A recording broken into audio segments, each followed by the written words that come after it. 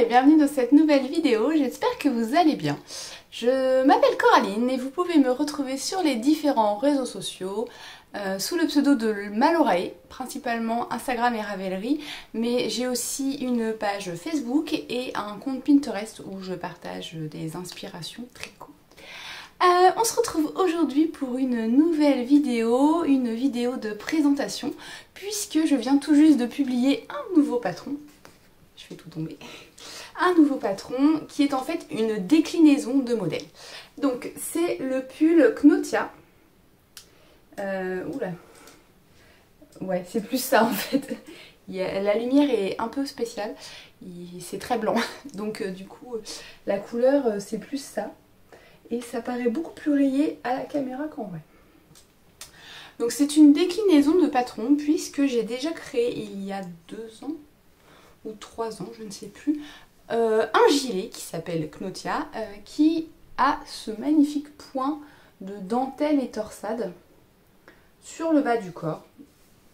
Donc j'ai gardé en fait le même principe pour le pull. Et je vous en avais parlé de ce gilet dans une vidéo sélection, je pense. Il y a quelques temps et j'avais très envie de retricoter ce point qui est absolument superbe. Donc il n'est pas spécialement compliqué, il est un peu technique dans le sens où il faut faire attention à ce qu'on fait. On a des torsades et au centre on a une feuille qui est en dentelle, donc avec des jetés et des mailles ensemble. Je sais pas si ça... Ouais, non. C'est pire en fait si je mets ensemble. Et c'est marrant, c'est très rayé en vrai, c'est pas rayé comme ça. On croirait que j'ai fait des rayures, alors en fait pas du tout. Donc voilà, on a ce magnifique point, donc le gilet, ah bah voilà, là c'est la bonne couleur. On a ce même point sur le gilet, donc sur le gilet il se tricote en aller-retour puisque c'est un gilet. Et j'avais très envie de retricoter ce point et en faire un pull. Donc j'ai pris la même base du point qui se tricote sur tout le bas du corps. Et j'ai juste modifié, j'ai modifié l'encolure pour en faire une encolure V alors que le gilet a un col rond. Donc ce pull se tricote du bas vers le haut, tout comme le gilet, tout simplement parce que le motif a besoin d'être tricoté du bas vers le haut, sinon on aurait les feuilles la tête à l'envers. Donc on commence d'abord par monter les mailles et on tricote quelques centimètres de côte, 2 torse. Voilà, on commence par tricoter les côtes, ensuite on vient faire le motif. Alors on a un petit rang de points, je sais pas si ça va bien voir, on a un petit rang de jersey en vert avant de commencer. Et ensuite on fait le motif. Donc le motif il se tricote en rond, du coup on tricote toujours à l'endroit ou à l'envers, les mailles à l'endroit ou les mailles à l'envers, puisque les feuilles se font sur un fond de jersey en vert. Le motif se fait bien, c'est assez compliqué de retenir la grille parce que le motif il est assez haut en fait. Il est assez haut, donc tous les rangs sont pas identiques. Voilà, et il faut bien faire attention quand on commence les rangs, puisqu'en fait on a parfois besoin de faire une torsade sur le côté, comme ici. Donc par moment il faut un petit peu décaler l'anneau marqueur du début de rang d'une maille ou deux vers l'avant ou vers l'arrière pour pouvoir faire la torsade. Je vais essayer de vous montrer le côté. Ah, si j'y arrive. Vous voyez, le côté en fait ça tombe à ce niveau là. Donc par moment pour faire la torsade, pour faire la feuille, on est obligé de décaler un petit peu le marqueur. Bon après ça décale pas le motif, il faut juste être attentif à ce niveau là. Mais il n'y a rien de bien compliqué. Donc on va tricoter notre motif. Et ensuite, avant de passer au jersey, on va faire une tresse. Donc c'est une tresse qui se tricote latéralement. Et on va faire la tresse sur tout le tour. Tout le tour du pull.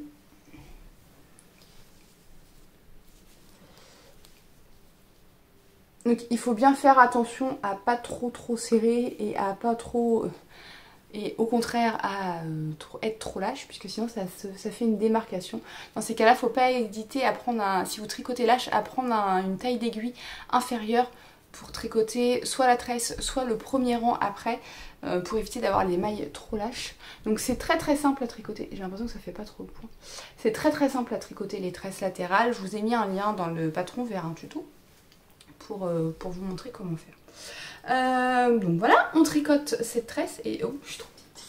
On tricote cette tresse et ensuite on va continuer à tricoter en jersey jusque sous l'emmanchure. Donc jersey simple, tout droit, et ça fait du bien de passer au jersey après avoir tricoté toutes ces torsades. Même si elles sont magnifiques, à la fin on est bien content d'avoir quelque chose de plus simple à tricoter. Et ce sont des manches montées, donc on va tricoter jusque sous l'emmanchure, on va séparer et on va tricoter ensuite séparément chaque partie.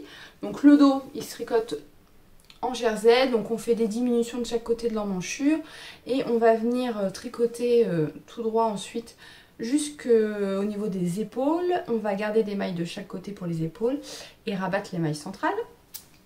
Et pour les devants, donc on va tricoter jusqu'à la pointe du V et ensuite on va séparer de nouveau les devants pour diminuer. Donc on fait aussi les diminutions d'emmanchure et on va séparer et en fait tricoter chaque devant en faisant des diminutions pour créer le col V. Donc le col V il est profond mais pas trop, dans le sens où normalement, alors je vous mettrai à la fin comme toujours des petites photos portées, mais voilà, c'est un peu comme ma robe là en fait. Donc c'est profond mais pas trop quoi. Voilà, et on met des mailles, donc je vais y arriver. Une fois qu'on est arrivé aux épaules, on met les mailles en attente et on fait un rabat à 3 aiguilles. Vous savez que si vous me suivez depuis longtemps que c'est une technique que j'aime beaucoup, qui permet d'avoir quelque chose de propre. Ça fait juste une petite ligne et ça permet de structurer un peu l'épaule quand même et d'éviter que ça se détende trop. Voilà, donc ça c'est pour le corps. Pour la finition d'encolure, j'ai choisi de faire un I-cord pour pouvoir garder le V tel quel, mais c'est tout à fait possible si vous préférez de tricoter des côtes. Hein. Par contre, il faudra bien penser, si vous voulez faire une encolure avec des côtes, à garder une maille centrale pour faire une encolure V, quelque chose de joli. C'est pas comme une encolure ronde où on relève juste des mailles et on tourne en rond. Là, il faut penser à faire une diminution centrale pour pouvoir faire une encolure V qui soit propre. Voilà pour le col. Et ensuite on passe aux manches. Donc ce sont des manches montées comme je vous le disais tout à l'heure. Donc vous allez relever les mailles tout autour de l'emmanchure et vous allez tricoter la première partie en faisant des rangs raccourcis.